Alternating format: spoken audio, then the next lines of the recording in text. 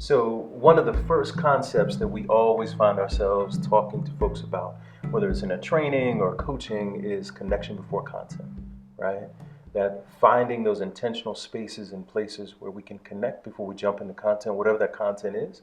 And so let's talk about that for a few minutes, right? So as practitioners, how important is connection before content, and what are some of the challenges to connecting first before we jump into content?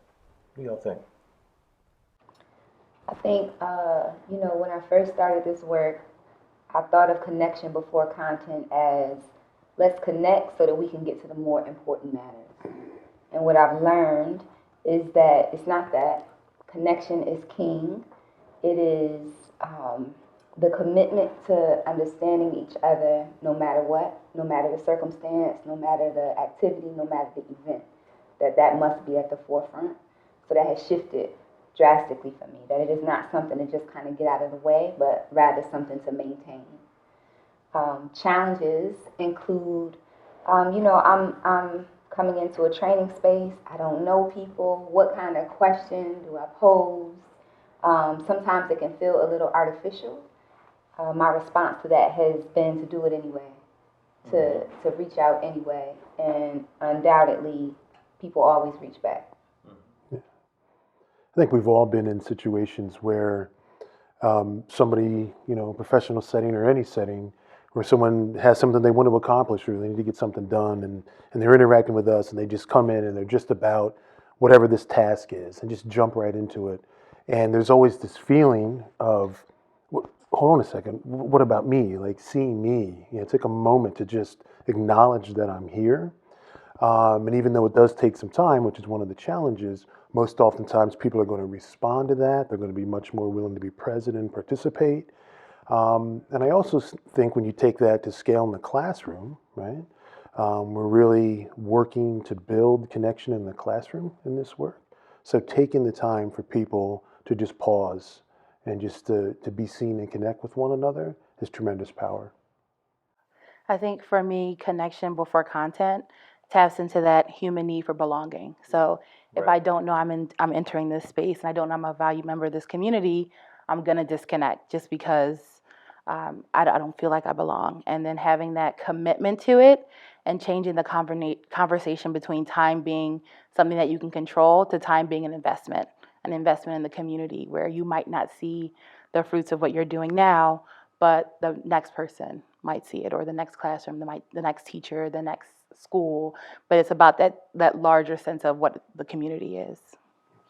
Yeah, I think of connection as both the means to an end and an end within itself, right? So what you all are saying is that connection in and of itself has value, right?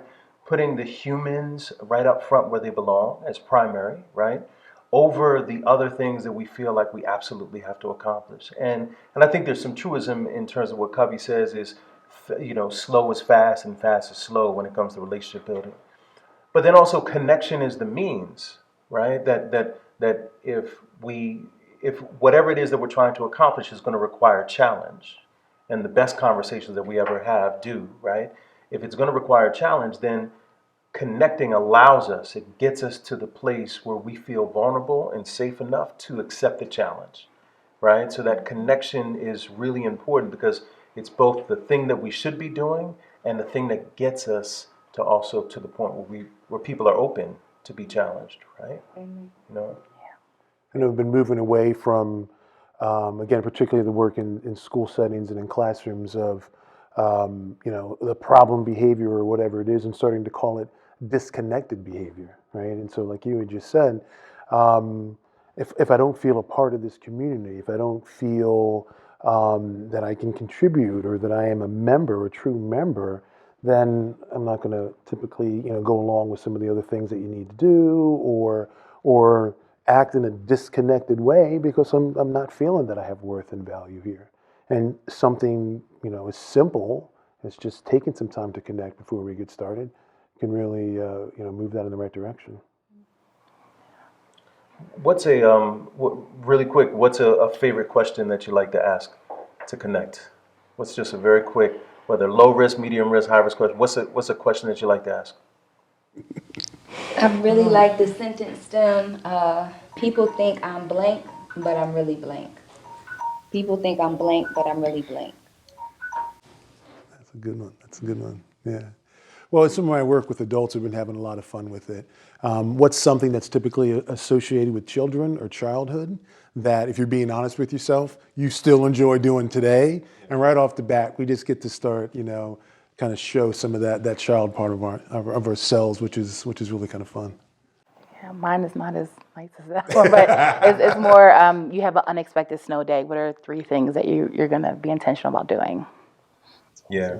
And the one I like to use is if a song plays every time you walk into a room, what would that song be? Right? What would be that theme song? So. What would be your song? Ooh. It changes, right? Yeah, it changes all the time. Right now, I'm really on "Classic Man" by Jadena. So, because I am a classic man. So, yeah.